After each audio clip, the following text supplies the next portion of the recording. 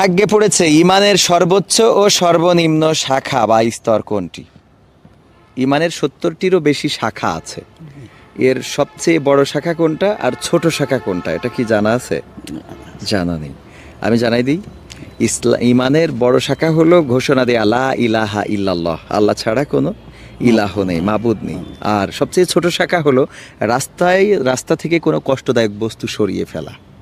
এটা হলো সবচেয়ে ছোট শাখা। ইমানের 70টিরও বেশি স্তর, তার মধ্যে ছোট স্তরটা হলো রাস্তা থেকে কোনো কষ্টদায়ক বস্তু সরিয়ে ফেলা। আর বড় শাখা কি বলেন তো?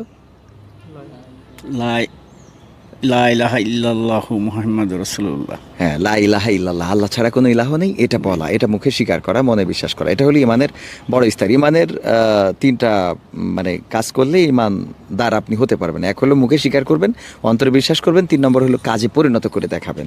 তো যেহেতু আপনি